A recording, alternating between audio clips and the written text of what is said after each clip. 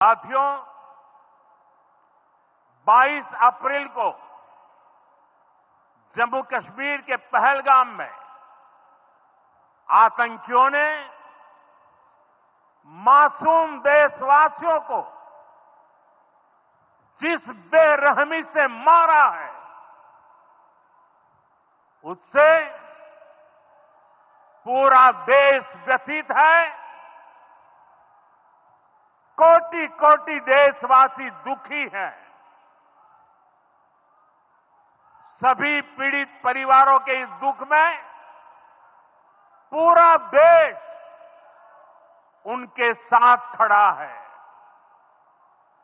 जिन परिवारजनों का अभी इलाज चल रहा है, वे जल्द स्वस्थ हो, इसके लिए भी सरकार हर प्रयास कर रही है। साथियों, इस आतंकी हमले में किसी ने अपना बेटा खोया, किसी ने अपना भाई खोया, किसी ने अपना जीवन साथी खोया है।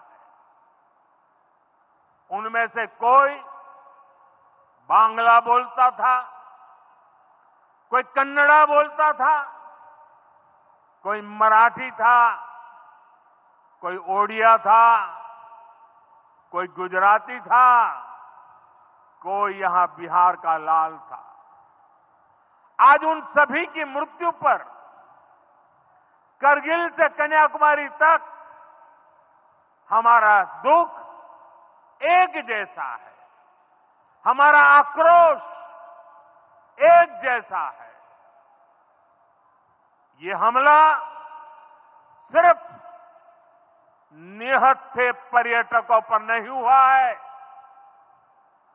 देश के दुश्मनों ने भारत की आत्मा पर हमला करने का दुस्साहस किया है। मैं बहुत स्पष्ट शब्दों में कहना चाहता हूं, जिन्होंने ये हमला किया है, उन आतंकियों को और इस हमले की साजिश रचने वालों को उनकी कल्पना से भी बड़ी सजा मिलेगी। सजा मिलकर के रहेगी।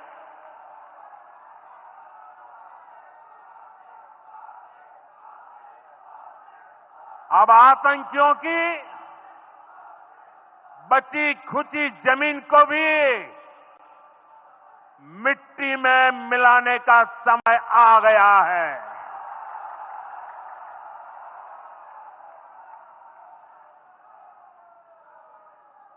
एक सौ चालीस करोड़ भारतीयों की इच्छा शक्ति अब आतंकी आकाओं की कमर तोड़ कर रहेगी।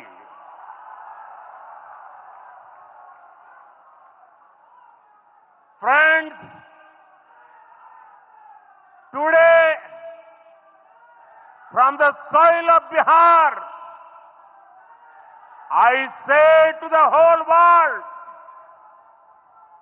India will identify, track and punish every terrorist and their backers. We will pursue them to the ends of the earth. India's spirit will never be broken by terrorism. Terrorism will not go unpunished. Every effort will be made to ensure that justice is done. The entire nation is firm in this resolve. Everyone who believes in humanity is with us. I thank the people of various countries and their leaders who have stood with us in these times. साथियों, शांति और सुरक्षा ये तेज विकास की सबसे जरूरी शर्त है। विकसित भारत के लिए विकसित बिहार जरूरी है। बिहार में विकास हो और विकास का लाभ यहां हर वर्ग, हर क्षेत्र तक पहुंचे, ये हम सभी का प्रयास है। पंचायती राज दिवस पर इस कार्यक्रम से जुड़ने के लिए मैं एक बार फिर आप सभी का आभार व्यक्त करता हूं। बहुत बहुत धन्यवाद। मेरे साथ बोले, भारत माता की, भारत माता की, भारत माता। कौन सी जमीन आबादी की है, कौन सी खेती की है, पंचायत की जमीन कौन सी है, सरकारी जमीन कौन सी है, और इन सारे विषयों पर अक्सर विवाद रहता था। इसके समाधान के लिए जमीनों का डिजिटलीकरण किया जा रहा है। जमीनों के रिकॉर्ड का डिजिटलीकरण से अनावश्यक विवादों को सुलझाने में मदद मिली है।